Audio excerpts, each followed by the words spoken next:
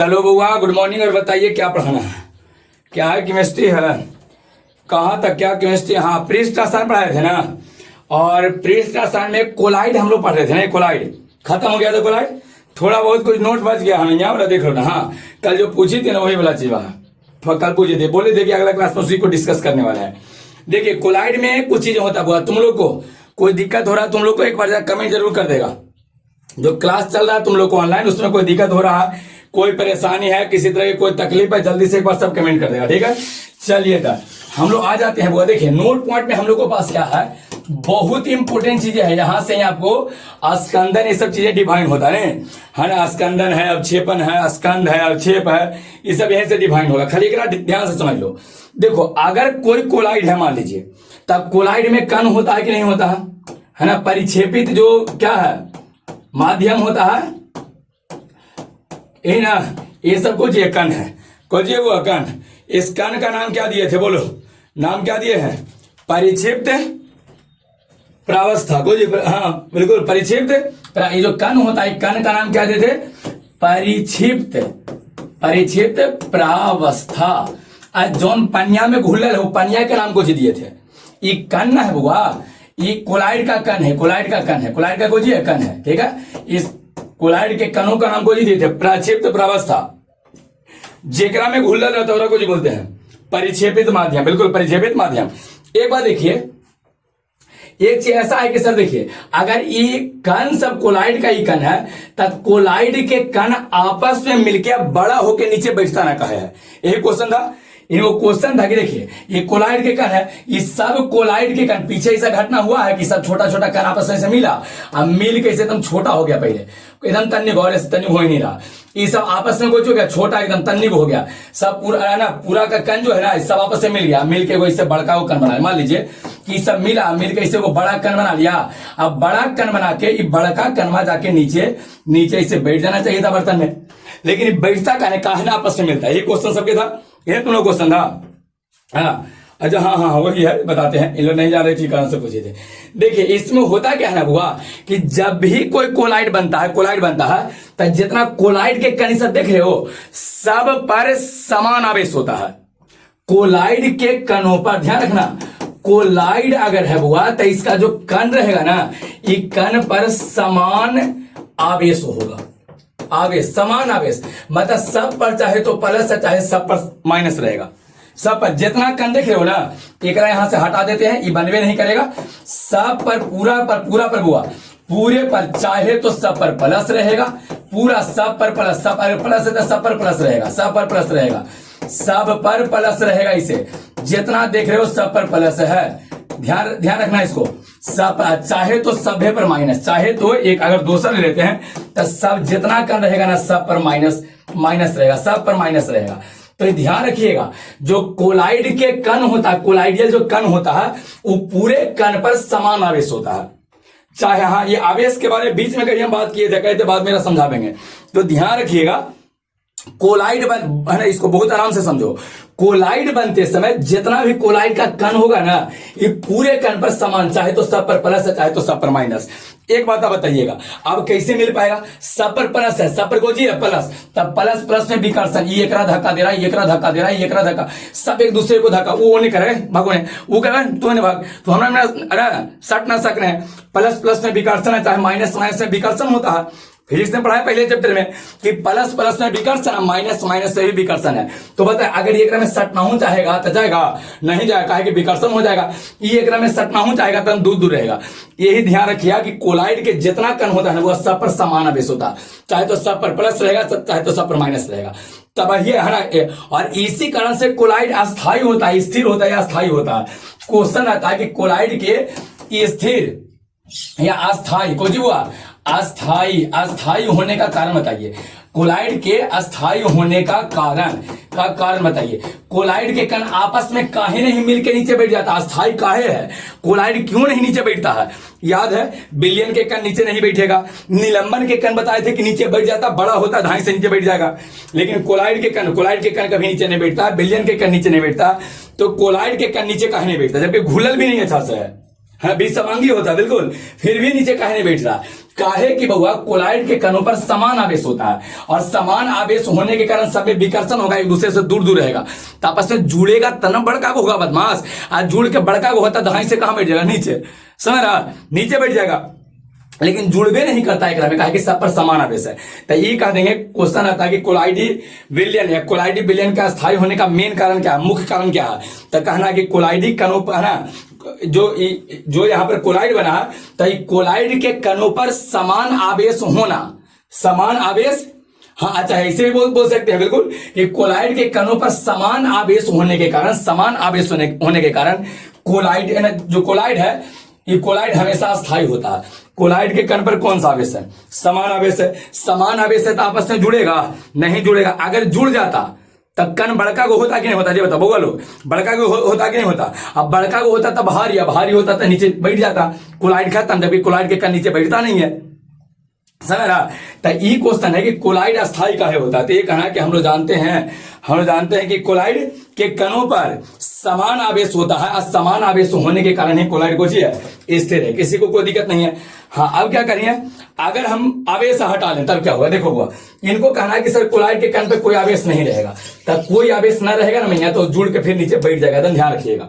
Collide के कण पर अगर कोई आवेश नहीं हुआ तो जुड़ के, जैसे देखो पानी ले लो, अब पानी में कोची करो ना, जैसे तालाब के पानी में पत्ता डाल दीजिए, पत्ता हवा चल चल के सब पत्ता को जो एक साथ जुड़ेगा कि नहीं जुड़ेगा, जुड़ जाएगा।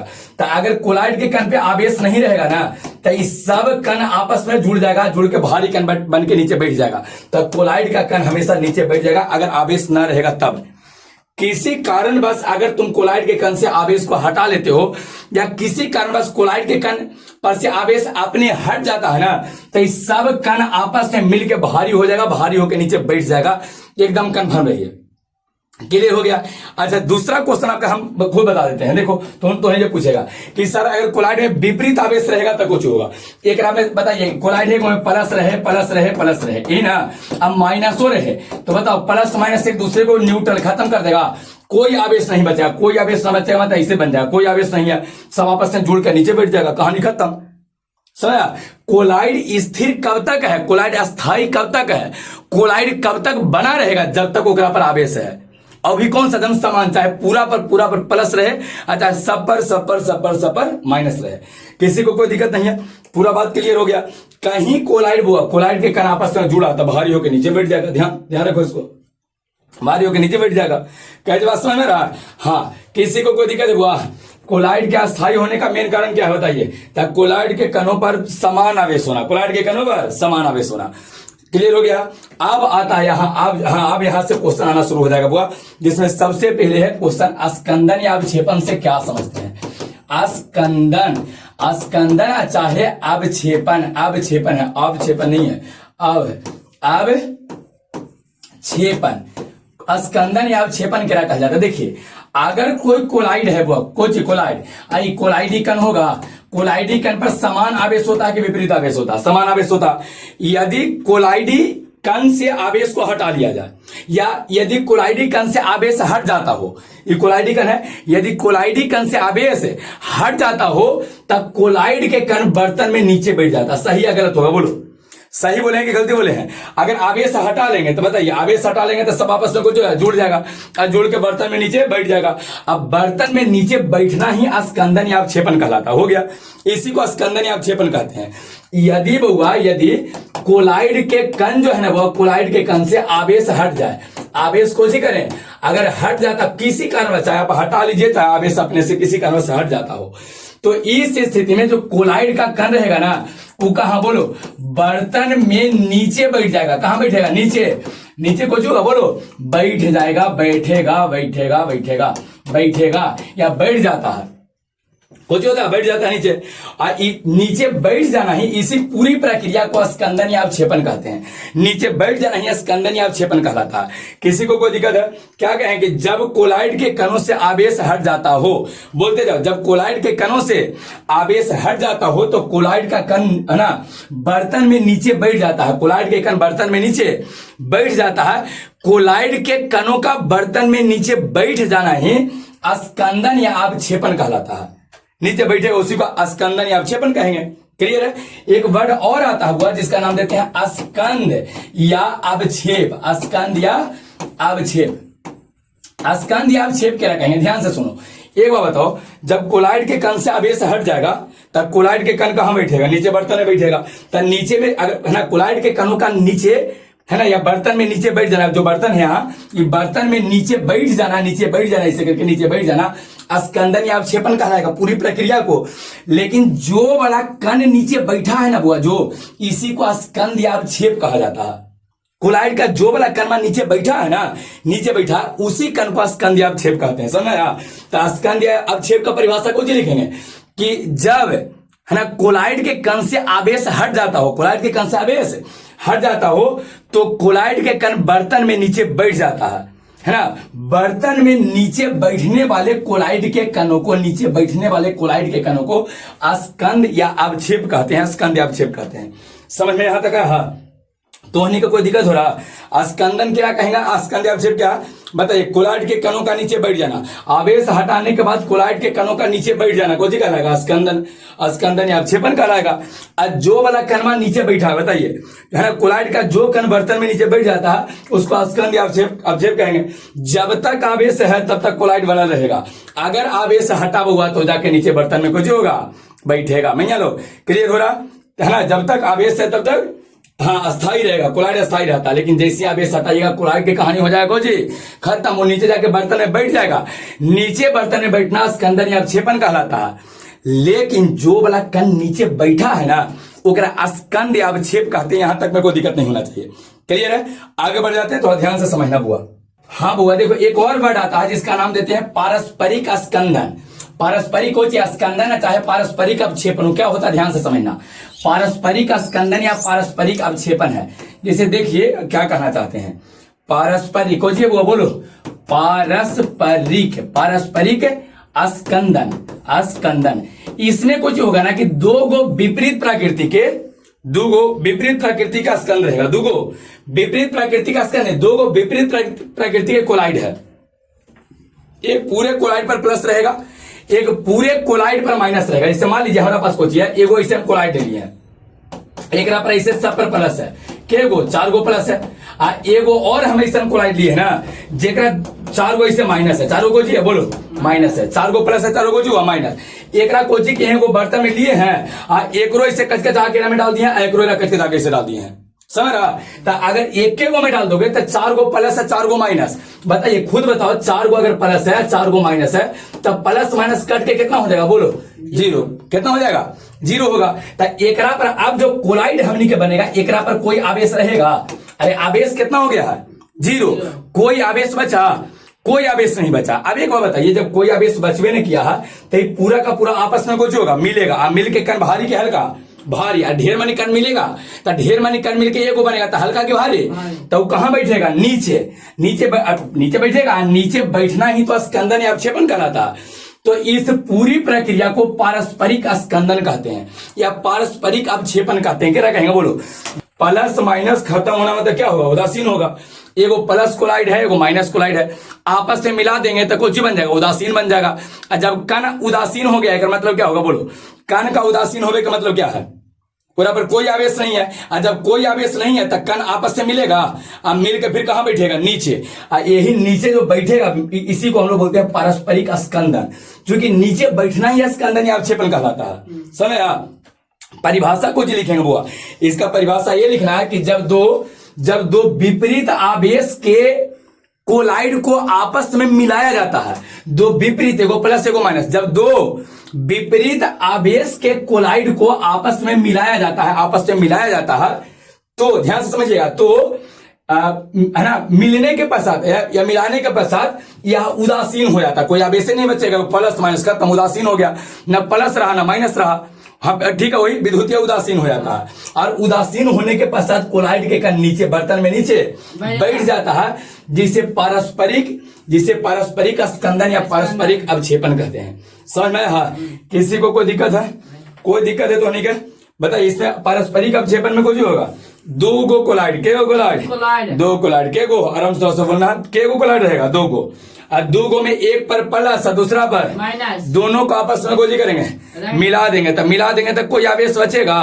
मतलब विद्युतीय उदासीन, और उदासीन जब हो गया मतलब आवेश ये नहीं है, तो सब आपस में मिलकर कहाँ बैठेगा बर्तन में, नीचे, और नीचे बैठना ही कोची कहलाएगा, स्कंदन या अवक्षेपण कहलाएगा। क्या कह देंगे फिर से, पारस्परिक स्कंदन की परिभाषा बोलो। हाँ क्या होगा बताइए। ये कह दें कि जब दो विपरीत आवेश के कोलाइड को आपस से मिलाया जाता है, तब वह कोलाइड उदासीन हो जाता है, कुछ हो जाता है, उदासीन हो जाता है। फिर से जब दो विपरीत आवेश के कोलाइड को आपस में मिलाया जाता है तो वह उदासीन हो जाता है, एवं इसका कण बर्तन में नीचे बैठ जाता है, जिसे पारस्परिक स्कंदन या पारस्परिक अवक्षेपण कहते हैं। किसी को कोई दिक्कत है? हाँ, इसका एग्जांपल देते हैं, यहां तक में कोई दिक्कत है तो बोलो। आए कोई दिक्कत? देखिए इसका एक एग्जांपल क्या है, जैसे मान लो कि एक बताए थे FeOH का होल थ्राइस, 3 गो है, ई होता है निगेटिव, वो जो होता है बोलते जाओ, इन्हें देखना बहुत दिख रहा है सबको। अच्छा ये भी वाला ना, ये पॉजिटिव है, जो होगा प्लस होता है, ये प्लस कोलाइड रहता है। अगर ये वाला कण घुला हुआ है तो पूरा प्लस होता है। और आर्सेनिक है AS2 AS3 है, आर्सेनिक का सल्फाइड, ये जो सॉइल होता है, सॉइल ई माइनस होता है, आयरन वाला प्लस होता है और आर्सेनिक वाला माइनस होता है। अब एक बार बताओ, दोनों को मिलावेंगे तो प्लस माइनस कुछ हो जाएगा, खत्म, प्लस माइनस कुछ खत्म है। जब प्लस माइनस खत्म हो गया तो उसका कण कहाँ बैठेगा, नीचे। समझ, दो गो विपरीत प्रकृति के आवेश वाले कोलाइड को आपस से मिला देंगे, आवेश गया तेल ले, आवेश हो जाएगा खत्म। आवेश जैसी खत्म होगा तो कण कहाँ बैठेगा, नीचे, और नीचे बैठना ही स्कंदन कहलाता है। लेकिन इस प्रकार को हम लोग पारस्परिक कहेंगे, इस प्रकार के है ना, इस प्रकार के स्कंदन को पारस्परिक स्कंदन कह देंगे। एग्जाम्पल बोलो बुआ, FeOH के होल थ्राइस पर कौन सा चार्ज, प्लस, आर्सेनिक सल्फाइड पर कौन सा, माइनस, दोनों को मिलाएंगे तो प्लस माइनस को जी खत्म, कण कहाँ बैठेगा, नीचे, कण कहाँ बैठेगा, और नीचे बैठेगा। और कहेंगे स्कंदन या अवक्षेपण को जी बोलेंगे, बार बार कहाँ भाग जा रहा बदमाश, स्कंदन या अवक्षेपण को जी, स्कंदन या अवक्षेपण, लेकिन अलग अलग प्रकृति का है, तब पारस्परिक स्कंदन या अवक्षेपण हो जाएगा। कोई दिक्कत होने के है, समझ में आया? हाँ, एक और टॉपिक एक में आता हुआ ध्यान से समझना कि अगर वैद्युत अपघट को हम लोग डालेंगे ना, वैद्युत को जी अपघट, ध्यान से समझना, अपघट को, अगर वैद्युत अपघट है, अब वैद्युत अपघट को कोई कोलाइड में हम डालते हैं, कहाँ डालते हैं, कोलाइड में डालते हैं, ठीक है। तो कोलाइड में डालते हैं तब भी यहां पर स्कंदन या अवक्षेपण होता है। कोलाइड के कण एजो पर नीचे बैठता है, ध्यान रखिएगा। ये नोट पॉइंट में आगे, अब जब नोट्स भेजेंगे ना तो तरह नोट पॉइंट में है ना, इसको लिख के भेजेंगे। लेकिन आप समझ लीजिए, अगर कोई वैद्युत अपघट आपके पास है, वैद्युत अपघट का एक बात बोलो, इसका आयन टूटता है कोची में, प्लस और माइनस में, जैसे NaCl है, कोची है NaCl, तब बोलो कैसे टूटेगा, Na पर प्लस और Cl पर कोची होगा, माइनस होगा। समझ में आ रहा? तो इसमें क्या होगा, जैसे देख लीजिए, मान लेते हैं कि कोई आपके पास कोलाइड है, अब तुम लोग बताओ हुआ कौन सा कोलाइड ले, पूरा पर कोलाइड के पर प्लस लेने के माइनस। आपको पता है कि कोलाइड पर जब चाहे प्लस होना चाहिए चाहे कुछ होना चाहिए, तब ये कोलाइड स्थिर रहेगा। तब कोलाइड पर हम कौन सा कण ले लें, कौन सा चार्ज ले लें, प्लस की माइनस, प्लस। चलिए इनको कहा सर प्लस ले लीजिए, लो आपके बात मान के हम कोलाइड पर ऐसे प्लस वाला चार्ज ले लीजिए। के को बना, 6 को बना दें, के को 6 को बना देते हैं, लीजिए 6 को बना दिए हैं। ये सब कौन सा कण है, कोलाइडी कण है। कौन सा कण है, अस्थाई रहेगा। अब हमको जी करते हैं ना कि एकरा में बुआ, एकरा में पानी है, पानी भी एकरा में हमको वैद्युत अपघट को डालते हैं। कोई डालते हैं, बोलो वैद्युत अपघट को, किसको, वैद्युत अपघट को हम डाल रहे हैं, वो ध्यान से देखना। हम ई कोलाइडवा में वैद्युत अपघट को डालने के प्रयास करते हैं। चलिए NaCl डाल दें, NaCl को जी लेते हैं, बोलो हम एकरा में NaCl को डालते हैं। अब पानी अंदर है तो NaCl कैसे टूटेगा, बोलो Na पर प्लस Cl पर माइनस, ऐसी ना Na पर प्लस Cl पर माइनस, फिर Na प्लस, ढेर मानी टूटेगा, एक आध मुट्ठी डाल दिया नमक, Na plus Cl minus, Na plus Cl minus, Na plus Cl, ढेर मानी टूटेगा। अब एक बात बताना, ध्यान से सुना, हम केवल कोलाइड के कण के बारे में पूछ रहे हैं, ध्यान से बताना। एकरा पर कौन चार्ज है, बोलो प्लस, कोलाइड के कण पर, कोलाइड के कण पे कौन सा चार्ज है। आज जब हम नमकवा डाले हैं तो एकरा में माइनसवा वाला जो है ना बुआ, ये प्लस वाला को उदासीन कर देगा। एगो प्लस है, एगो माइनस, खत्म। देखो कोलाइड का कण जो है वो एक पर से आवेश खत्म हो जाए, देखो क्लोरीन खत्म कर देगा। और Na प्लस Cl माइनस टूटेगा, Na प्लस ई वाला Cl माइनस जाके एकरा खत्म कर देगा, और Cl माइनस एकरा सब जितना कोलाइड के कण पर आवेश था ना, आवेश गया, कहानी खत्म, आवेश के कहानी को जो हो गया खत्म। ये जितना कोलाइड के कण पर आवेश था ना वो खत्म हो जाएगा, और जैसे आवेश खत्म होगा तो कोलाइड के कण आपस में कुछ होगा, मिलेगा, मिल के हुआ भारी कहाँ जाकर बैठेगा, नीचे। समझा? एक मतलब वैद्युत आप घट जब डालेंगे बउआ ना, तभी कोलाइड में अगर कोई वैद्युत, हाँ उचित मात्रा में डालना पड़ेगा, ये ना कि ढेर मनी कचकचा के नमक डाल दिए, एक गोला नमक डाल, दिक्कत हो जाएगा। वैसे उचित मात्रा में जब आप डालिएगा तो इस स्थिति में कोलाइड के कण जो है जरा पर आवेश था उस सबके सब आवेश खत्म हो जाएगा, और खत्म होकर सब आवेश मिलकर नीचे जाकर बर्तन में बैठ जाएगा। स्कंदन उसका हुआ कि ना हुआ, स्कंदन हुआ कि नहीं उसका हुआ, स्कंदन मतलब नीचे बैठना, तो जितना कण था ना वो सब पर आवेश खत्म हो गया, कण सब आपस में मिलकर बड़का को होकर नीचे जाकर बैठ जाएगा। एक मतलब बोलो, वैद्युत अपघट डालने पर भी, वैद्युत अपघट डालने पर भी कोलाइड का स्कंदन होता है। स्कंदन मतलब कोलाइड के कण नीचे बैठता है। हाँ क्या दिक्कत है? अच्छा हाँ, वो भी एक बात है। इनको कहना कि सर देखिए ध्यान से तुम लोग सुनेगा, ऑनलाइन वाला लेकर तो नहीं परेशान मत रहो, जितना तो के मन में क्वेश्चन आवेगा इन लोग पूछ देंगे, तो नहीं कर रहो, दिक्कत नहीं होगा। इनको कहना सर ठीक है, ये क्लोरीन माइनस वाला प्लस खत्म होगा, अरे ना क्लोराइड के कण पे प्लस और क्लोरीन पर कुछ माइनस खत्म होगा, और टूटेगा Na प्लस, ढेर मानी है वो, ये को थोड़े Na प्लस ये ढेर मानी है, आई सब माइनस वाला सब खत्म कर देगा, ठीक है। लेकिन सब पर sodium plus sodium plus sodium plus plus plus, ये बर्तन में प्लस वाला बचेगा कि नहीं बचेगा? अरे ही ना है। एक बात बताओ, सोडियम प्लस कोलाइडी कण होता है, वो आयन है। कोलाइडी कण में आकार होना चाहिए 1 नैनोमीटर से 1000 नैनोमीटर, इस सोडियम में ऐसा नहीं है। ये सब कोलाइडी कण होवे नहीं करते, फिर कोलाइड रहे और वो केवल बिलियन जैसा बना रहेगा, क्या सोडियम का आपस में ऐसे मिल रहेगा, इसमें सर आया सोडियम पानी से विक्रिया कर जाएगा, उससे क्या दिक्कत है? इनको कहना है कि सर एकरा में तो पूरा प्लस भी बच ही ना जाएगा, sodium plus sodium plus sodium, हमने के सोडियम प्लस से कोलाइड बनता है। कोलाइड के कण अलगे होता है, 1 नैनोमीटर से 1000 नैनोमीटर के बीच होता है। सोडियम का आकार ओकरो से बड़ा है, ओकरो से चाहे ओकरो से बड़ा चाहे ओकरो से छोटा है, वो कोलाइड नहीं, कभी कोलाइडी कण जैसा काम ही नहीं करेगा। बउआ जितना वैद्युत आप घट तुम डालोगे ना, वो बड़ी रेयर ऐसा कंडीशन है कि फिर से कोलाइडी कण जैसा ही सोडियम प्लस काम करे। उस सोडियम प्लस ओकरा में है और से कोई मतलब हमनी के नहीं है। हमनी के मतलब है कि जो कोलाइडी कणवन था ना, ये कोलाइडी कणवा से नहीं कोलाइड बना है कि सोडियम प्लस से बना है? जी बताओ किससे बना है? कोलाइडी कण से। अब कोलाइडी कण अब है कहाँ? आवेश था बेचारा तक कोलाइडी कण बचल था, लेकिन जैसे ही में हम वैद्युत अपघट डाले ना तो सब उदासीन हो गया और सब आपस में मिलकर नीचे बैठ गया, तो कोलाइडी कण खत्म हो गया। अब ओकरा में तुम क्या डालो नहीं डालो उससे कोई मतलब उसको नहीं है, कोलाइडी कण नीचे बैठल है, कोलाइड खत्म हो गया है, उससे कोई मतलब नहीं रहेगा। समझ में आया? हमनी के मतलब कोलाइड बनाने से मतलब किसका है? बोलो किससे मतलब हमनी को होता है? कोलाइड बनाना तो हमने किससे मतलब होता है? किससे मतलब होता है ये बताइए? कोलाइडी कण से मतलब होता है। बिना कोलाइडी कण के कोलाइड बनेगा? शरबत बनाना है तो हमारा किरा से मतलब होगा, चीनी से मतलब होगा। किरा से चीनी रहेगा तब ना शरबत बनाइएगा, है ये नहीं बालू डाल दे थोड़े बन जाएगा, बाहर से को डाल दिया था। हमने के बाबा कोलाइड कण से मतलब था, अब कोलाइड के कण पे जो प्लस था सब खत्म हो चुका है।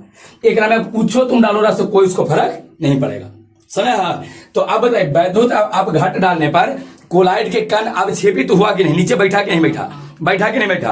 क्लियर हो गया? हाँ, कोई दिक्कत नहीं। हाँ माइनस रहेगा तो भी इनको कहना है कि सर मान लीजिए कि हम प्लस लिए थे, हम बर्तनवा में सब माइनस लेते, कोई लेते? बोलो ये प्लस लिए थे ना, माइनस लेते, यहाँ माइनस यहाँ माइनस यहाँ माइनस यहाँ माइनस यहाँ माइनस यहाँ माइनस। तो एक बात बताओ, प्लस वाला को जब हम प्लस लिए थे तो इस प्लस वाला को कौन अवक्षेपित किया था? बोलो प्लस वाला को नीचे कौन बैठाया था? माइनस वाला कण। अरे क्लोरीन माइनस हो, प्लस माइनस खत्म हुआ था, आवरी माइनस है। आयकर में जब नमक डालेंगे तो Na प्लस Cl आवरी। ये बताओ माइनसवा कोई माइनसवा बैठा सकता है नीचे? नहीं बैठावेगा। ये माइनसवा को कौन न्यूट्रलाइज करेगा? ये प्लस वाला, तना जाके प्लस माइनस कुछ होगा, ऐसे ही फिर से सोडियम प्लस रहेगा। आप क्लोरीन माइनस ये सोडियम प्लस से खत्म करेगा। जब ढेर मनी आप डालिए NaCl डालिए तो ढेर मनी Na प्लस ढेर मनी Cl माइनस आता है, Na plus Cl minus Na plus Cl minus, पढ़ाए पीछे ना बहुत सारा आता है। तो ये सब जितना प्लस वाला होगा ना सब माइनस वाला को कर देगा, स्कंदित कर देगा। स्कंदित मतलब नीचे बैठावेगा। अब कुछ बात बताते हैं, बताओ अगर कोई धनात्मक कोलाइड है, धनात्मक मतलब सब पर प्लस है, तो इसका स्कंदन कौन करेगा? प्लस वाला का स्कंदन कौन करेगा? धन आयन, आप वैद्युत अपघट का धन आयन के ऋण आयन, अगर प्लस है सब पर था, प्लस वाला को कौन बोलो? क्लोरीन माइनस, मतलब ऋण आयन। कौन बोला? ऋण आयन ना, तो ऋण आयन द्वारा स्कंदित होगा। प्लस वाला कोलाइड माइनस वाला द्वारा स्कंदित होगा। अच्छा, कोई माइनस वाला कोलाइड है तो माइनस वाला कोलाइड को उदासीन कौन करेगा? उसको कौन उदासीन करके नीचे बढ़ता है बैठावेगा? कौन बैठावेगा? अगर माइनस है तो माइनस वाला का स्कंदन हमेशा प्लस वाला सोडियम प्लस करेगा। प्लस माइनस तब ना जाके कटेगा, समझा? तो एक बात बताइए, प्लस वाला कोलाइड का स्कंदन नीचे कौन बैठावेगा? प्लस वाला कोलाइड को नीचे कौन बैठावेगा? ऋण आयन। प्लस वाला को माइनस वाला को धन आयन। क्लियर हुआ है?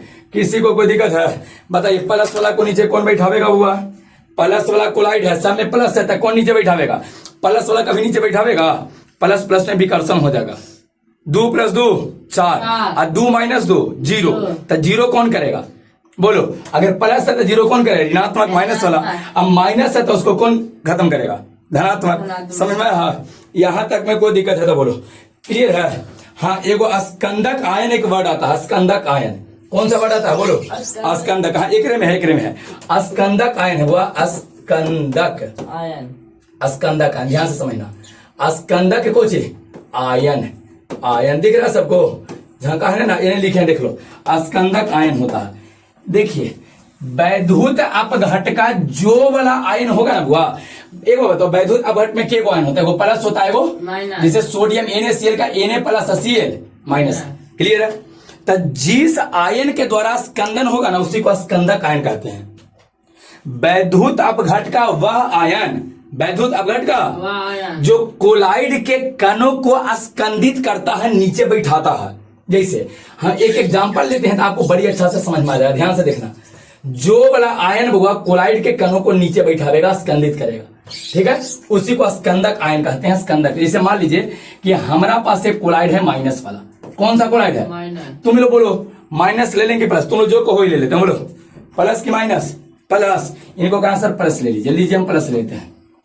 ठीक है, प्लस वाला आयन लिए हैं। ये कौन सा कोलाइड है? प्लस कोलाइड है। एक में हम नमक डालते हैं, कोई डालते हैं तो नमक में कैसे टूटेगा? बोलो Na + Cl, फिर टूटेगा Na + Cl, फिर से Na + Cl माइनस। एक बात बताओ, कोलाइड के कण पर कौन आवेश है? प्लस है। तो ये प्लस वाला को खत्म कौन करेगा? प्लस वाला की माइनस वाला? माइनस वाला। तो एकरा ई खत्म कर देगा, माइनस वाला एकरा ई खत्म करेगा, और Cl माइनस आवेगा, और Cl। तो जितना माइनस वाला सब प्लस वाला को खत्म कर देगा। प्लस वाला को खत्म करे मतलब कणवा रहेगा, लेकिन ओकर आवेश कोची हो जाएगा? खत्म। आवेश खत्म। आवेश जैसे एक आपस से खत्म होगा तो चारों आपस में जुड़ के भारी होकर नीचे बैठ जाएगा। स्कंदन हुआ कि नहीं? तो बताओ, कोलाइड के कणों का स्कंदन कौन वाला आयन किया? धन आयन में क्या? Na+ के Cl माइनस किया। कौन किया जी बताओ? एक में Na+ द्वारा ही खत्म हुआ कि Cl माइनस द्वारा? किसके द्वारा? हाँ बोलो, Cl माइनस। ये एकरे हुआ, इसी जो स्कंदन किया है ना, इसी वाला Cl माइनस को ही स्कंदक आयन कहा जाएगा। समझा? कोलाइड के कण, ध्यान से समझना, कोलाइड के कण वैद्युत अपघट के जिस आयन द्वारा स्कंदित होता है, मतलब नीचे बैठता है ना, उसी को स्कंदक आयन कहेंगे। समझा? ये जो पड़ी, मान लीजिए कि यहाँ पर हमारा कोई चीज रहता ना, यहाँ पर प्लस कोलाइड ना लेके हम माइनस लेते। कोई चीज लेते? बोलो माइनस लेते। सब पर माइनस है, सब पर कोई है माइनस है। अब एक बात देखो, एक में हम नमक डाल देते हैं, कोई दूसरे कम बोल ले, इनको कहा ठीक है, लीजिए हम ले लिए हैं Na3 चिली सल्फेट लिए Na3 कैसे टूटेगा? Na पर प्लस, NO3 पर माइनस। अब एक बात बताओ, यहाँ कौन है? यहाँ कौन है? माइनस। माइनस वाला को खत्म कौन करेगा? प्लस की माइनस। माइनस को खत्म करना कौन करेगा? प्लस वाला खत्म। जैसे एक बात बताओ, हमरा 2 माइनस मेरा खत्म करना है तो 2 जोड़ देंगे, तो प्लस माइनस को जो जाएगा खत्म। तो एक बात बताओ, माइनस वाला को कौन खत्म करेगा? सोडियम एक खत्म करेगा, है ना? जितना माइनस है सबको Na+ कुछ कर देगा, खत्म। अब आवेश खत्म होता है, आवेश खत्म हो गया, कण बच गया। कण आपस में जुड़ के कहां बैठेगा? नीचे। स्कंदन होगा कि नहीं होगा? तो बताओ, एक में स्कंदन किरा से हुआ? NO3 माइनस से हुआ कि Na+ से हुआ? Na+ से। तो इस Na+ को ही स्कंदक आयन कहेंगे। वैद्युत अपघट का वह आयन, ध्यान दो, वैद्युत तो नहीं बहुआ, वैद्युत अपघट का वह आयन जिसके द्वारा कोलाइड के कण जो है ना, कोलाइड के कण स्कंदित होता हो। स्कंदित मतलब नीचे बैठता हो। जिसके द्वारा कोलाइड के कण स्कंदित होता नीचे बैठता हो उसी को स्कंदक आयन कहेंगे। कुछ बोलेंगे स्कंदक आयन तक में किसी को कोई दिक्कत है? आगे बढ़ जाए, यहां तक में कोई दिक्कत है तो नहीं गए, पूरा बात क्लियर हो गया। बता सकते हैं कुछ इन्होंने से क्वेश्चन करते हैं, कोलाइड जो होता है वो कोलाइड अस्थायी क्यों है? किसके कारण? आवेश के कारण। कोलाइड के कणों पर एक समान आवेश होता है कि विपरीत होता है? एक समान है। अगर प्लस है तो सब पर प्लस, माइनस है तो सब पर। अगर कोलाइड के कण पर आवेश नहीं रहेगा तो कुछ होगा, सब छुछुंदरा आपस में मिलकर कहां बैठेगा? नीचे बैठना क्या कहलाता है? स्कंदन या अवक्षेपण। कण जो नीचे बैठेगा उसको स्कंद बोलेंगे। कुछ बोलेंगे कि पारस्परिक स्कंद बोले थे कि दो को विपरीत प्रकृति के आवेश रखने वाला कोलाइड है, एक पर प्लस एक पर कुछ, दोनों को मिला देंगे तो आवेश कुछ हो जाएगा, उदासीन, पूरा खत्म हो जाएगा आवेश। आवेश खत्म होता कोलाइड के कण मिल के कहां बैठ जाएगा? नीचे, जिसको पारस्परिक स्कंदन कहे थे। यहां तक अच्छा बताइए, वैद्युत अपघट भी मिलावेंगे तो कुछ होगा? वैद्युत अपघट मिलाइएगा तभी इसमें स्कंदन होगा। और वैद्युत अपघट के जिस आयन द्वारा स्कंदन होता है उसको स्कंदक आयन कहते हैं। यहां तक में दिक्कत नहीं है, आगे बढ़ जाए। चलिए आगे देख लो बुआ, और बढ़ रह गया हुआ, ध्यान से समझना। हाँ तोहनी के कोई दिक्कत है? तोहनी के मैया नीचे बैठल, पेन पेपर लेही के तुम बैठना ना, कुछ रहे उसको लिखे लेना नहीं, ठीक है लिखिए, जब लास्ट में लिखा देते हैं। अच्छा पहले कुछ बात पूछे, एक और स्कंदन माने रह गया, स्कंदन माने एक में आता है। कुछ बात पूछे, एक बार बताओ, अगर कोई कोलाइड है, कोलाइड 8 को बताए थे है ना, कौन? ठोस सॉइल, सॉइल, एलो है ना कोई, हाँ एरोसॉइल बोले थे ना, फोम, पायस या इमल्सन। मान लीजिए कि कोई कोलाइड है, कोई सॉल है, सॉल कहिए तभी कोलाइडे रहेगा, एरोसोल कहेंगे तभी कोलाइडे रहेगा, ठोस सॉइल कहेंगे तभी कोलाइडे रहेगा, पायस इमल्सन का तभी कोलाइडे रहेगा। नहीं तो मान लीजिए कि कोई सॉइल है, सोइल है मतलब कोलाइड, सोइल मतलब कोलाइड, कोई कोलाइड है आपके पास, उसमें हम वैद्युत अपघट को डालेंगे तो एक कण को होगा, स्कंदित होगा, नीचे बैठेगा कि नहीं बैठेगा? बैठ जाएगा, एकदम कंफर्म हो, कोई दिक्कत नहीं है। चलिए नीचे बैठ जाएगा। अब एक बात ये है हुआ कि हम कितना एकरा में मान मिलावे ना, ध्यान दो, कितना हम वैद्युत अपघट, जैसे नमक है तो नमक के कितना हम मात्रा मिलावे, कम से कम कितना, कम से कम, हाँ कम से कम कितना हम मात्रा मिलावे, सबसे कम कितना मिलावे, ज्यादा से ज्यादा तो ढेर में मिलावेंगे, कम से कम कितना मात्रा मिलावे। इस वैद्युत अपघट का कम से कम कितना मान हम इस कोलाइड में, सॉइल में डालें ताकि इसका जो कण है ना वो 2 घंटे के भीतर पूरा अवक्षेपित हो जाए, नीचे बैठ जाए, स्कंदित हो जाए, 2 घंटे के भीतर स्कंदित हो जाए। तो उस वैद्युत अपघट के कम से कम मान को, मात्रा को, कम से कम मात्रा को हम लोग एक नाम देते हैं, जिसका नाम देते हैं स्कंदन मान। स्कंदन, कौन चीज? स्कंदन लिखे हैं बुआ, स्कंदन, हटो ना बदमाश, स्कंदन मान हो रहा बोलते हैं, स्कंदन मान, समझ में आया? स्कंदन मान क्या बोलेंगे बताइए? वैद्युत अपघट का वह कम से कम मात्रा या वैद्युत अपघट का वह न्यूनतम मात्रा, ओकरा से कम नहीं, इतना कम से कम हम कितना डाले ना ताकि पूरे कोलाइड को, इस पूरे कोलाइड को 2 घंटा के भीतर, 2 घंटा के अंदर स्कंदित कर दे, जितना कण एक रहेगा सबको नीचे बैठा दे, केवल 2 घंटा के अंदर। तो इसी कम से कम वाला मान को हम लोग वैद्युत अपघट के कम से कम मान को स्कंदन मान कहते हैं। बड़ी इंपॉर्टेंट ये क्वेश्चन है कि स्कंदन मान क्या कहा जाता है, किसको कहेंगे बताइए? स्कंदन मान क्या कहा जाएगा? स्कंदन मान क्या होता है, किसको कहेंगे स्कंदन मान? तो क्या कहेंगे? वैद्युत अपघट का वह कम से कम मात्रा, वैद्युत अपघट का वह कम से कम मात्रा जिस पर कोई सोल, सोल कहेगा मतलब, हाँ अब सोल कहिए, एरोसोल कहो, पायस कहो, इमल्सन, पायस से इमल्सन होता है ना, फोम कहो, है ना, तो जिस पर कोई सोल या जिस पर कोई कोलाइड, जिस पर कोई कोलाइड 2 घंटे के भीतर स्कंदित हो जाता है, या कोलाइड के कण 2 घंटे के भीतर स्कंदित हो जाता है, नीचे बैठ जाता है, तो इसी कम से, वैद्युत अपघट के इसी कम से कम मात्रा को, कम से कम मात्रा को स्कंदन मान कहते हैं। समझ आया?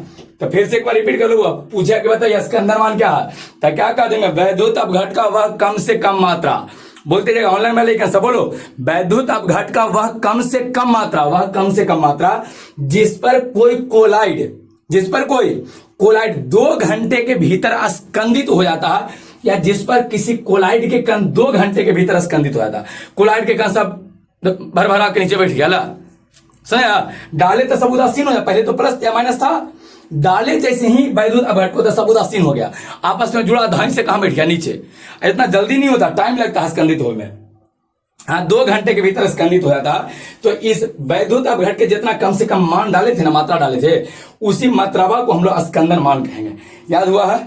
ठीक है, किसी को कोई दिक्कत है? स्कंदन मान तक में किसी को कोई दिक्कत है? आगे बढ़ जाए। हाँ अब हमने के पायस या इमल्सन पढ़ना है। याद है? कॉपी निकाल के देखो पहले, पायस या इमल्सन क्या था? हाँ याद है? द्रव द्रव, हाँ क्या द्रव और द्रव रहेगा दोनों तरह। हाँ एकदम सही याद है। एग्जाम्पल पायस का बोलो। दूध, हाँ दूध ना, बिल्कुल एकदम सही है बुआ। तो हमने को याद है पायस या इमल्सन पढ़ाए थे, याद है? क्वेश्चन है पायस या इमल्सन से क्या समझते हैं, के प्रकार के होता है, यही क्वेश्चन है।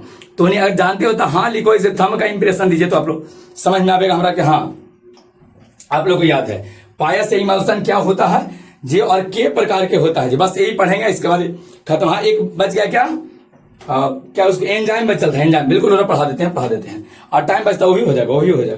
ठीक है चलिए, तो यहां तक में कोई दिक्कत नहीं है। स्कंदन मान क्लियर हो गया।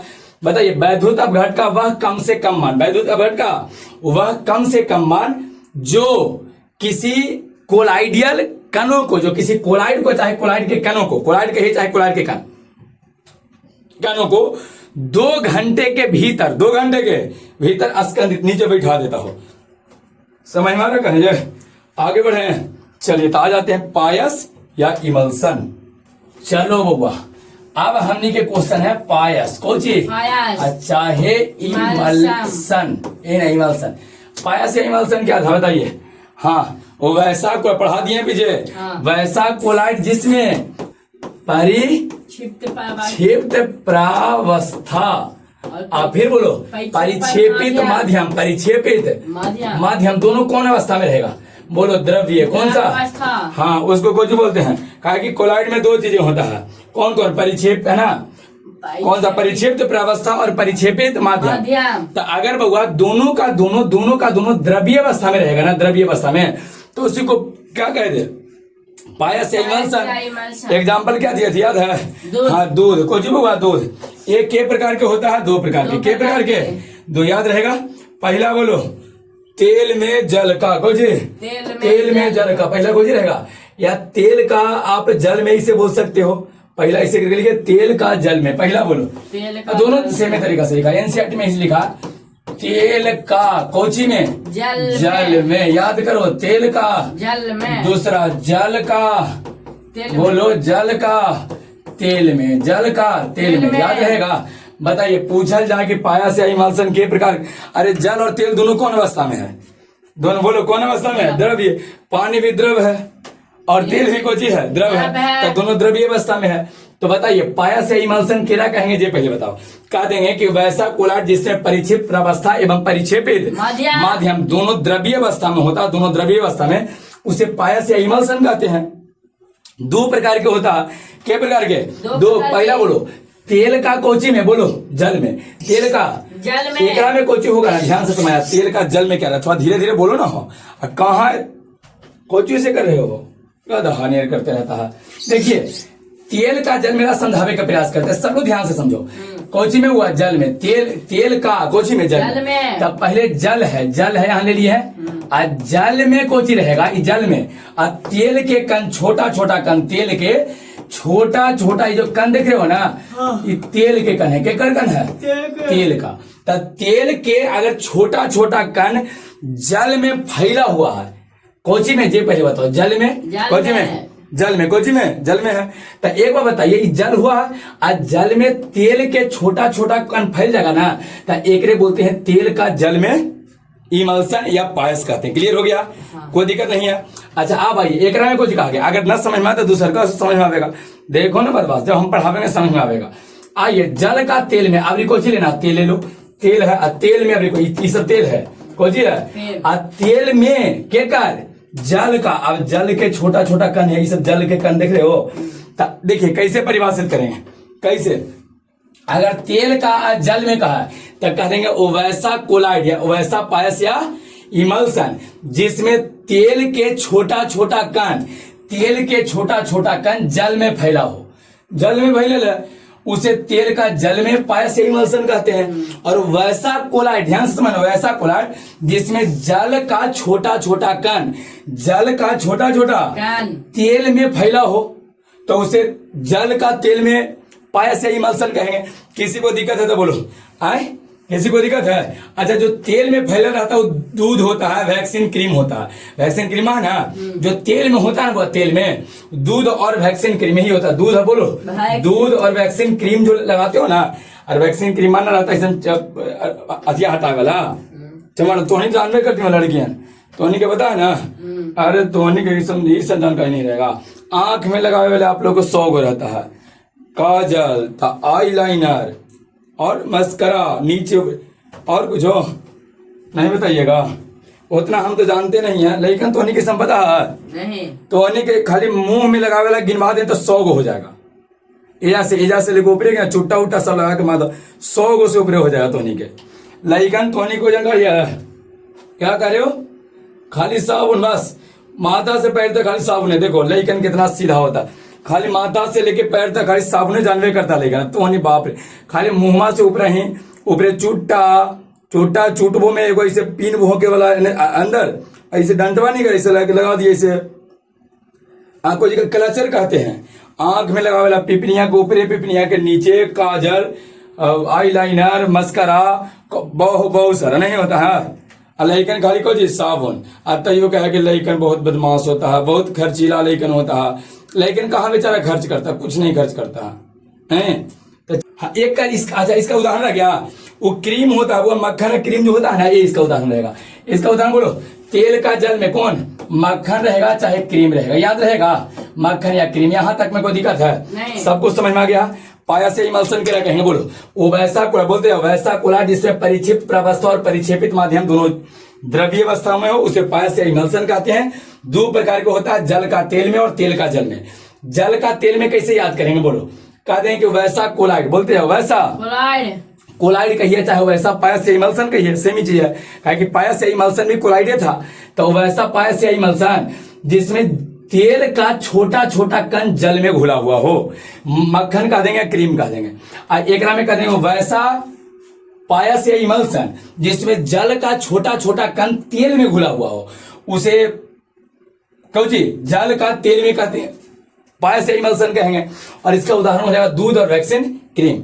कोई दिक्कत नहीं है। हाँ, ये एक इंपॉर्टेंट बात है, इनको कहना है कि सर देखिए, आप तो कहे कि जल का तेल में या तेल का जल में, मतलब तेल और जल एक दूसरे में कोची रहेगा, घुल तेल और जल एक दूसरे में। लेकिन तेल और जल कभी एक दूसरे में घुलेगा कि? अगर पानी में तुम तेल डालो तो तेल कहाँ चलावेगा? सतह पर।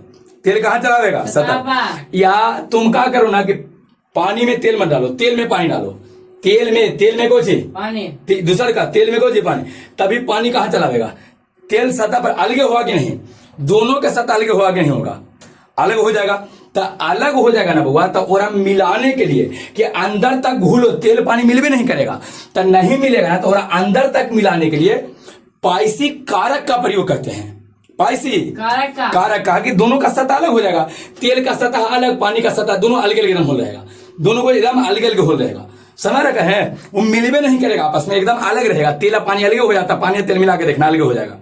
तो और आपस में मिलाने के लिए, अंदर तक घोलने के लिए पाइसी कर्मक का प्रयोग करते हैं। पाइसी कर्मक, कोई जी बोलो पाइसी, हाँ पाइसी कर्मक, कोई जी बोला पाइसी कर्मक।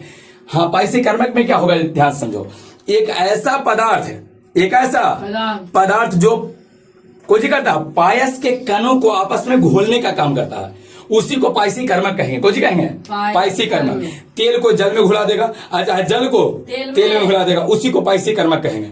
पाइसी कर्मक समय एक ऐसा पदार्थ या बाहर से एक ऐसा पदार्थ डालिए ना, जैसे मान लीजिए कि एक में हम तेल ले लिए, अंदर कोची लिए बोलो, ये तेल है, ध्यान से समझना बोया, अंदर तेल है। और तेल में हम कोची किए है ना कि बाहर से पानी डाले हैं, जल डाले हैं, तो जल बताइए तो ये दोनों घुलेगा कि सतह पर एक दूसरे का आ जाएगा? अलग अलग दोनों रहेगा। तो अगर दोनों को घोलना चाहते हो, हम पाया से इमल्सन बनाना चाहते हैं ना, तब बाहर से कुछ ऐसा पदार्थ एक में डालेंगे ना, ऐसा पदार्थ कि दोनों को आपस में मिला दे। वही जो आपस में मिलाने वाला पदार्थ होता है उसी को पाइसी कर्मक कहते हैं। पाइसी कर्मक याद रहेगा, पाइसी कर्मक कहते हैं, याद रहेगा। पाइसी कर्मक क्या कहेंगे बोलो? ये कहते हैं पाइसी कर्मक की परिभाषा क्या रहेगा? ये कहेंगे कि तेल में जल का या जल में तेल का जो पायस, या सीधे को ना कि पायस बनाने के लिए, पायस बनाने के लिए आपस में तेल को जल में या जल को तेल में मिलाना होता है। तो उसको मिलाने के लिए, तेल को जल में या जल को तेल में मिलाने के लिए, पूरा मिलाने के लिए, घोलने के लिए बाहर से मिलाए गए पदार्थ को, जो पदार्थ बाहर से मिलावेंगे ना वो पाइसी कर्मक कहते हैं। और देखिए पाइसी कर्मक में कौन कौन होगा ध्यान देना। अगर तेल का जल में है, जैसे हम जल ले लिए हैं, जल में ऊपर से तेल डाले हैं, कोई डाले हैं तेल, तो एकरा घोलने के लिए हम लोग प्रोटीन, गोंद या साबुन डालते हैं। प्रोटीन, जल या गोजी, साबुन या अपमार्जक सबसे अच्छा पाइसी कर्मक माना गया। ध्यान रखिएगा, सबसे अच्छा पाइसी कर्मक में साबुन या अपमार्जक होता है। आप प्रोटीन डाल दीजिए, गोंद डाल, अरे बड़ी आसान से मिल जाता है ना। साबुन अच्छा, अपमार्जक मतलब वही है सरफा जो हुआ, तो इसको आसानी से मिल जाता है घरवा में। कहां से गोंद प्रोटीन लावे जाएगा? सबसे अच्छा कौन होता है? साबुन या अपमार्जक। अपमार्जक मतलब इस तरफ। अच्छा आप देखिए, तेल का जल में तुमको जी करो, इसे जल ले लो ना, जल तो यहाँ लिए थे, कौन ले लेंगे? तेल है, अंदर एक में डाले हैं कौन? पानी। अब एक आपस में मिलाना है, तो मिलाने के लिए जिस पाइसी कर्मक का प्रयोग करते हो भारी धातु का लवण होता है। भारी धातु का मतलब जेकर परमाणु संख्या ज्यादा रहेगा, समझ रहा? जिसका परमाणु संख्या, जैसे बिस्मत हो गया 83 परमाणु संख्या होता है, पोलोनियम 84, ये सब हम डालेंगे। तो भारी धातु के कोई लवण मतलब कुछ सोल्ट, नमक बनीले है, समझ रहा? नमक, हाँ। अच्छा दूसरा, लंबी श्रृंखला वाला एल्कोहल। एल्कोहल में कुछ होता है OH, OH होता है, इसमें कार्बन ढेर में C करके लास्ट में OH कर देंगे। एल्कोहल रहना चाहिए उसमें कार्बन की संख्या ढेर बनी, लंबी श्रृंखला। हम एल्कोहल पूरा एक चैप्टर ऑर्गेनिक में पढ़ावेंगे, आप इंतजार करो। लंबी श्रृंखला, छोटी श्रृंखला, एल्कोहल क्या होता है सब वहां पर आ जाएगा। कार्बन की संख्या ढेर बनी, हम जा रहा है 100 गो कार्बन, तो कहेंगे लंबी श्रृंखला दम जा रहा है, समझ रहा? दम लंबी श्रृंखला पर उसमें एल्कोहल चाहिए। अरे लवण चाहिए, एल्कोहल चाहिए। काजल, ये तो बड़ी आसान है, घर वाला घर ही में रहता है। काजल लाए हैं, लेक में कौन कौन काजल होता है? लेक में होता है। ऐसे जाके घोल दीजिए, अब पता चला कि पानी तेल में सब घुलल है, समझा? कहते काजल, तो याद रहेगा बुआ। यहां तक में कोई दिक्कत है? पायस आपको या इमल्सन समझ में आया? पायस इमल्सन दो प्रकार के, क्या नाम बोलो? तेल का जल में या जल का तेल में होगा, यही ना होता है? हाँ। कैसे कैसे रहेगा सब क्लियर हो गया परिभाषा। कुछ उदाहरण है जरा खाया को ध्यान रखे की जरूरत है। एक बाद अब रह गया बुआ, अब रह गया आपका, हाँ एक क्या रह गया? एंजाइम। एंजाइम के लिए टाइम बचा हुआ देख लो एक बार, अगर बचा हुआ तो पढ़ा देते हैं, पढ़ा ही देते हैं और क्या। 10 मिनट टाइम लगेगा, एंजाइम खत्म, और इसके बाद जो पृष्ठ रसायन है ना पूरा का पूरा वो कुछ हो जाएगा, खत्म हो जाएगा। हाँ बहुत, अरे गला बजा हुआ था। आहा, इतना गर्मी में भी देखो गर्म पानी पिए पड़ता है गला साफ करने के लिए। तो नहीं समझता है, ये नहीं है। हाँ पढ़ो तो नहीं, तो उनके पढ़ना बहुत जरूरी है। आइए पहले एंजाइम खत्म कर लेते हैं, उसके बाद फिर जो बात करना है करेंगे।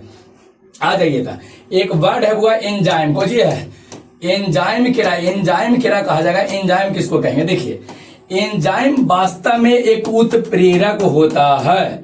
बोलो को जी होता है उत्प्रेरक। उत्प्रेरक क्या था याद है? हाँ पढ़ा है ना, जो रासायनिक अभिक्रिया के दर को या तो तेज करेगा चाहे तो स्लो करेगा। अभिक्रिया जल्दी जल्दी हो जाए करवा देगा तो समझो उत्प्रेरक है। अभिक्रिया स्लो, जैसे खाना 8 घंटा में पचता है, के घंटा में? 8 घंटा में, और 4 घंटा में पचा दिया। दवाई खाया 2.5 से पचा दिया 4 घंटा में। अभिक्रिया फास्ट किया कि स्लो? जल्दी जल्दी किया कि धीरे धीरे? जल्दी जल्दी करवा दिया, उत्प्रेरक हुआ। वही उत्प्रेरक को हम लोग एंजाइम भी बोलते हैं, लेकिन कब बोलेंगे जाके बताते हैं कब बोलेंगे। जे अभिक्रिया के दर को, अभिक्रिया के दर को चाहे तो बढ़ावेगा चाहे तो कुछ ही करता है, घटाता है। एक बात देखिए, कोई लड़का के दूल्हा कह देगा मैं नहीं, कब दूल्हा कब कहेगा? जब मौरी पे रहेगा तब। तो देखिए अगर कोई रासायनिक अभिक्रिया सजीव के शरीर के अंदर हो रहा, हमनी के बॉडी के अंदर हो रहा है, उसको कंट्रोल करना, अभिक्रिया के दर को ज्यादा करना है कम करना, समझ रहे तो नहीं गए? ज्यादा या कम करना है, तो उसके लिए उत्प्रेरक का प्रयोग करेंगे। कुछ करें उत्प्रेरक का प्रयोग करेंगे, जो दर को चाहे तो ज्यादा चाहे कम करेगा। उसी वाला उत्प्रेरक को हम लोग एंजाइम कहेंगे बुआ। जैसे हम एक उदाहरण देते हैं, मान लीजिए कि कोई एगो अभिक्रिया हम बर्तन में करवाएं, बर्तन शरीर में नहीं बर्तन में, C+O2 और CO2 बना दिए हैं। कहे कि अपने उत्प्रेरक हम एक से को उत्प्रेरक डाले हैं तो एक उत्प्रेरक कहा जाएगा। लेकिन अगर ये वाला अभिक्रिया कोई सजीव के शरीर के अंदर होवे, कुत्ता बिलाड़ सियार के अंदर होवे, मनुष्य के अंदर हुए, पेड़ पौधा के शरीर के अंदर अगर ये अभिक्रिया होता है तो एकरा में जिस उत्प्रेरक का प्रयोग करेंगे ना वही एंजाइम कहलाएगा। अरे खाली नंबर चेंज है बदमाश। अगर बर्तन में हो रहा है तो उत्प्रेरक देंगे तरह उत्प्रेरक बोलेंगे, लेकिन सजीव के शरीर के अंदर होने वाले अभिक्रिया को नियंत्रित करने के लिए, कंट्रोल करने के लिए जिस उत्प्रेरक का प्रयोग करते हैं उसी को एंजाइम कहते हैं। अब समझ में आया? एंजाइम शब्द का प्रयोग कब किया जाएगा? अरे हाँ एकदम दोनों सेम ही है, खाली एंजाइम कब बोलेंगे? बोलो एंजाइम कब बोलेंगे? जब कोई अभिक्रिया सजीव के शरीर के अंदर हो रहा है, कुत्ता बिलाड़ सियार मनुष्य गधा उल्लू भैंस, समझ रहा, ये सब के शरीर के अंदर हो रहा है और वो अभिक्रिया के दर को बढ़ाने या घटाना है, तो अभिक्रिया के दर को बढ़ाने या घटाने के लिए किसका प्रयोग करते हैं? उत्प्रेरक का। लेकिन अगर सजीव के शरीर के अंदर अभिक्रिया हो रहा है ना तो कहेंगे नहीं बुआ उत्प्रेरक मत बोलो, इरा एंजाइम बोल दो। कौन बोलेंगे? सीधे एंजाइम कह देंगे। एंजाइम याद हुआ है? बोलिए सजीव के शरीर के अंदर, बोलते जाओ, सजीव के शरीर के अंदर होने वाली अभिक्रियाओं को नियंत्रित करने के लिए, अभिक्रियाओं को नियंत्रित करने के लिए जिस उत्प्रेरक का प्रयोग किया जाता है, जिस उत्प्रेरक का हम लोग प्रयोग करेंगे ना बुआ, इसी वाले उत्प्रेरक को एंजाइम कहा जाएगा। समझा? एंजाइम वर्ड का प्रयोग कब करते हैं? जब कोई अभिक्रिया शरीर के अंदर, हमने के बॉडी के अंदर हो रहा है, समझ रहा, अभिक्रिया को फास्ट या स्लो करवाने के लिए जिस उत्प्रेरक, जो दवाइयां खाएंगे ना पूरा उत्प्रेरक नाम ना देके एंजाइम कहेंगे। एंजाइम की परिभाषा आ गया। अच्छा, जैव रासायनिक उत्प्रेरक क्या कहा जाएगा? बोलो जैव रासायनिक उत्प्रेरक। जैव, ध्यान से देखना, जैव रासायनिक, रासायनिक जैव को जी रासायनिक उत्प्रेरक, उत्प्रेरक कुछ होगा बता सकते हो? जैव, अच्छा जैव मतलब सजीव, जैव मतलब सजीव है ना, कुत्ता बिलाड़ सियार पेड़ पौधा, जैव। और रासायनिक उत्प्रेरक, रासायनिक अभिक्रिया को नियंत्रित करने वाला उत्प्रेरक। सजीव, जैव मतलब सजीव हुआ, तो जैव सजीव के शरीर में जो अभिक्रिया हो रहा है उसको नियंत्रित करने के लिए जिस उत्प्रेरक का प्रयोग करते हुए एंजाइम कहेंगे। मतलब जैव रासायनिक उत्प्रेरक के मतलब होता है एंजाइम। कौन सी होता है? बोलो एंजाइम होता है, एंजाइम होता है। अगर जैव रासायनिक उत्प्रेरक कह दिया है मतलब जैव का एक मतलब शरीर के अंदर, शरीर के अंदर, और शरीर के अंदर जो अभिक्रिया है ना बउआ भैया लोग, हाँ उसको नियंत्रित करना है। तो नियंत्रित करने के लिए जिस उत्प्रेरक का प्रयोग किया जाएगा उसी उत्प्रेरक को एंजाइम कहते हैं। एंजाइम के लिए एक बार ध्यान रखिएगा कि एंजाइम, अधिकतम एंजाइम प्रोटीन होता है, ध्यान रखना, मैक्सिमम, सबसे अधिक बार ये एंजाइम से पूछल क्वेश्चन है। तुम सब कुछ एंजाइम में भूल जाओ, बस इतना ध्यान रखो एंजाइम में ना कि अधिकतम एंजाइम प्रोटीन होता है। अधिकतम एंजाइम क्या होता है? प्रोटीन। किसी को कोई दिक्कत है? एंजाइम के परिभाषा आया सबको? कोई चीज कहेंगे? बोलो, है ना, सजीव के शरीर में होने वाले अभिक्रिया को नियंत्रित करने के लिए जिस उत्प्रेरक का प्रयोग करते हैं उसी को एंजाइम कहेंगे। सबको दुल्हा कहा जाएगा, सबको दुल्हन कहेंगे, जो मौरी पहने रहेगा ओकरे कहेंगे। तो सबको एंजाइम नहीं बोलेंगे, उसी वाला उत्प्रेरक को एंजाइम कहेंगे जो सजीव के शरीर के अंदर की अभिक्रिया को नियंत्रित करता है।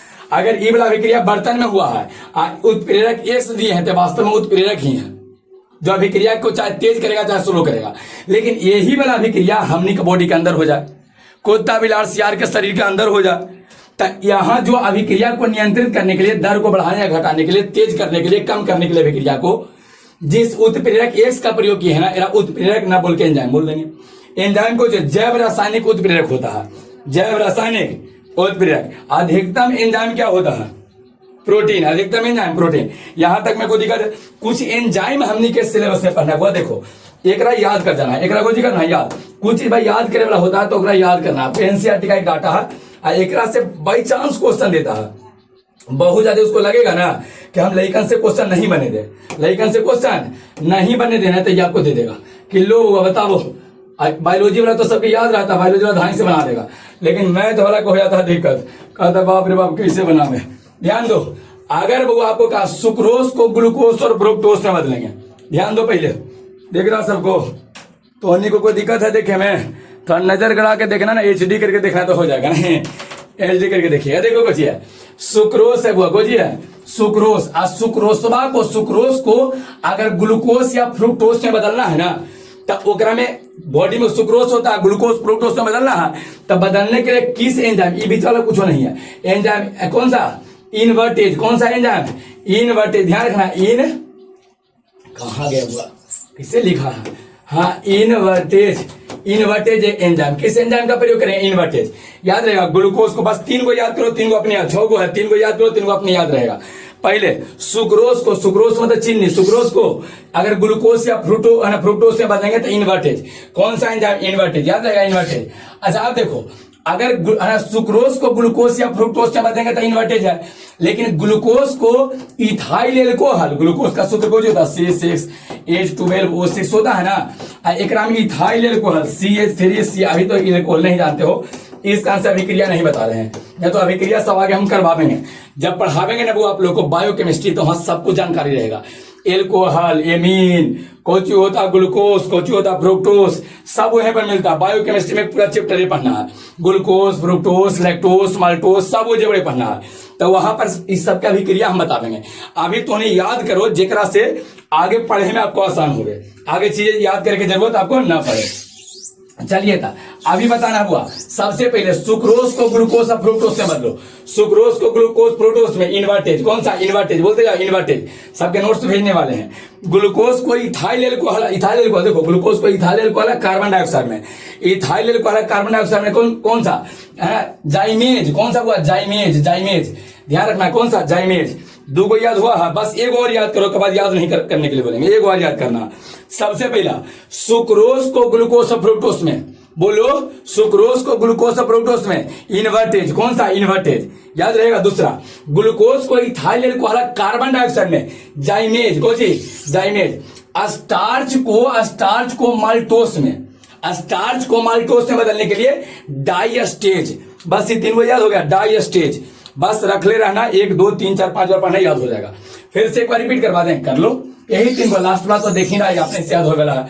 देखो सुक्रोज को ग्लूकोज फ्रुक्टोज में इन्वर्टेज, ग्लूकोज को इथाइल एल्कोहल कार्बन डाइऑक्साइड में जाइमेज, स्टार्च को माल्टोस में डाइस्टेज। याद रहेगा। अब आइए माल्टोस को, देखो बुआ, माल्टोस को ग्लूकोज में, तो अगर माल्टोस को ग्लूकोज में बदलेगा ना तो माल्टेज बुआ, माल्टेज। माल्टोस को ग्लूकोज में माल्टेज, माल्टोस माल्टेज, याद रह जाएगा।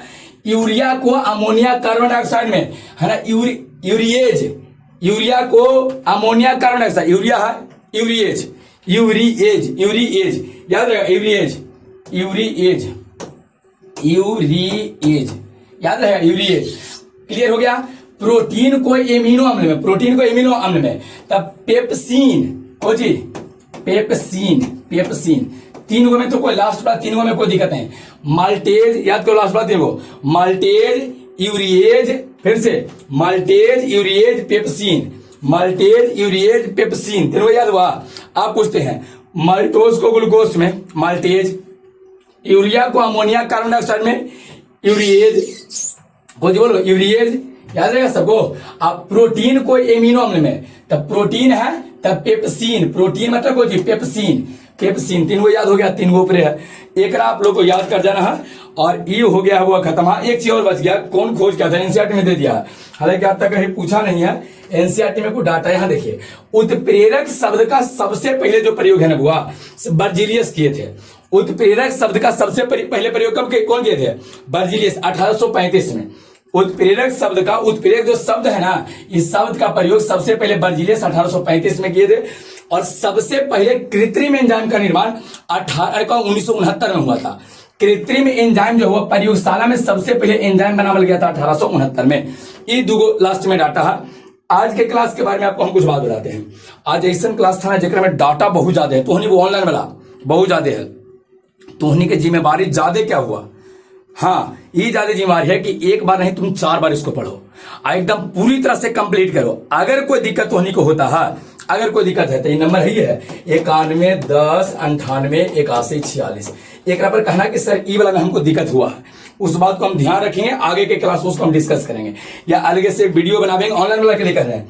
और ई वाला जो है वो इसके बारे में ये वाला, तो ये जो है एक आपको ध्यान रखना है कि सुक्रोज या ग्लूकोज या फ्रुक्टोज में बदलेंगे तो एक में कौन सा एंजाइम दें, कौन सा उत्प्रेरक दें, ताकि सुक्रोज ग्लूकोज या फ्रुक्टोज में बदलेगा, है ना, कौन सा? इन्वर्टेज। ग्लूकोज को इथाइल एल्कोहल कार्बन डाइऑक्साइड है, बोलो कौन है? ग्लूकोज है, जाइमेज हो जाएगा। अगर स्टार्च को माल्टोस में, डायस्टेज होगा। अच्छा भाई बताइए, माल्टोस को ग्लूकोज में माल्टेज हो जाएगा, यूरिया को अमोनिया कार्बन डाइऑक्साइड में है ना यूरिएज हो जाएगा, और है ना प्रोटीन को अगर एमिनो अम्ल में तब पेप्सिन हो जाएगा। जब आपको हम बायोकेमिस्ट्री पढ़ावेंगे ना तो इस सब के glucose, fructose, lactose, maltose, urea क्या होता है ना, सब चीज आपको हम बतावेंगे सूत्र के साथ। एंजाइमा खाली अभी के लिए एंजाइम आप ध्यान रखिएगा। इस चैप्टर में इतने कहा गया कि तुम ये मत देखो कि सुक्रोज को चाहिए, ग्लूकोज को चाहिए, स्टार्च को चाहिए, ये से तुमको मतलब इस चैप्टर में नहीं है। इस चैप्टर में तुमको केवल एंजाइमा के नाम ध्यान रखना है, एंजाइम के नाम। अगर तुमको ये जानना है ना कि सब कुछ होता है तो एक लागे तुमको पहले एक ऑर्गेनिक केमिस्ट्री पढ़ना पड़ेगा, और ऑर्गेनिक के जस्ट बाद तो होने के मिलता है बायोकेमिस्ट्री, बायोलॉजी केमिस्ट्री का मिला हुआ भाग है। समय क्लियर हो गया सबको? तो आज के क्लास जो हुआ ना बहुत इंपॉर्टेंट क्लास था, बहुत ज्यादा डाटा था, तोहनी की जिम्मेवारी रहा कि एकदम बउआ आराम से एक ढंग से घर पर 4 बार 5 बार 10 बार इसको रिपीट करो। नोट्स तोहनी के टेलीग्राम चैनल पे मिलता है या व्हाट्सएप ग्रुप में सब ऐड हो गया है तो वहां ठीक है। जो बउआ व्हाट्सएप ग्रुप में ऐड नहीं हो ऑनलाइन वाला लेकिन वो ध्यान रखना, नंबर यहाँ लिख देते हैं 91 10 98 81 46। व्हाट्सएप ग्रुप में आपको ऐड कर देंगे, नहीं तो टेलीग्राम पे ऐड कर देंगे, कहीं आप ऐड रहिए, आपको नोट्स वहां पर टोटल मिल जाएगा। और तोहनी की एक दिक्कत और कुछ देख रहे हैं, मैसेज करता कि सर क्लास नहीं हो रहा, जबकि क्लास होते रहता है। तो नहीं सब्सक्राइब एगो बटन आएगा, सब्सक्राइब लिखा रहेगा, सब्सक्राइब पे टच कर देना तो सब्सक्राइब हो जाएगा। आप फिर से देखो बगल जैसे सब्सक्राइब करोगे ना तो घंटी के निशान आएगा, ऐसे करके वो घंटी के निशान, ऐसे करके घंटे के वो निशान आएगा, घंटिया के निशाना पर ऐसे दाबोगे, टच करोगे ना तो एक वर्ड आएगा ऑल, कुछ आ जाएगा ऑल, यही ऑल पर फिर से टच कर देना। जखनी बउआ घंटिया में एकदम ऐसे ऐसे बजे लाइक घंटिया हो जाएगा ना, ऑल टच करोगे तो घंटिया बजे लाइक हो जाएगा। जखनी वीडियो यहां से देंगे फट से आपको पहुंच जाएगा, जखनी लाइव आवेंगे आपको तुरंत मिल जाएगा। हाई जरूरी है, नहीं ना तो बार बार तो नहीं मैसेज करते रहते कि sir class timing class timing. अब बोले आप लोग कि क्लास टाइमिंग कब है? एक सुबह में आप लोग का क्लास आता है 6:30 बजे से बोल दिए हैं, दूसरा क्लास दोपहर में 2:30 बजे से होता है, तीसरा क्लास फिर होता है 3:30 से, नहीं 3:30 नहीं है 5:30 बजे, हाँ 5:30 बजे से क्लास है 6:30, आज 6:30 बजे के बाद लाइव है। फिर यही तो सबके क्लास टाइमिंग में दिले हैं, ठीक है। और सब कोई ग्रुप में ऐड होगा, चाहे तो व्हाट्सएप ग्रुप में रहिए चाहे टेलीग्राम पर, तब ना नोट्स भेज पाएंगे, किसी को कोई दिक्कत नहीं। ऑल सब्जेक्ट यहाँ physics chemistry math Hindi English कहीं कोई जाए का आपको जरूरत है, आराम से घरे रह के पढ़िए, ठीक है। रहने देते हैं, नेक्स्ट अगले क्लास में मिलते हैं। तोहनी के जिम्मेवारी आज बताए हैं, बहुत ज्यादा आज के क्लास को रिपीट करने की जरूरत है। जिस क्लास में ज्यादा इन्फॉर्मेशन है वो आपकी जिम्मेवारी है, उसको ज्यादा आप रिपीट कीजिए, ठीक है। हाँ बउआ तोहनी के एक बार लाइक कर देना, शेयर करना है और सब्सक्राइब कर लो। शेयर तुम लोग करते नहीं हो, शेयर नहीं करोगे तो फिर पढ़ाई में मन नहीं लगेगा, मन नहीं लगेगा तो फिर वीडियो बनाना बंद हो जाएगा, तो दिक्कत नहीं से हो जाएगा, एग्जाम सबके देना है। तो थोड़ा शेयर भी किया कीजिए, दोस्तों के साथ भेजिए, जितने ज्यादा लोग देखता ना थोड़ा सा मोटिवेशन मिलता है और कुछ नहीं, अंदर से लगता है कि हाँ चलो ठीक है बच्चा लोग सपोर्ट कर रहा है तो पढ़ाई में अच्छा लग रहा है, ठीक है। चलिए तो आप लोग की जिम्मेवारी रहा, ठीक है, रहने देते हैं।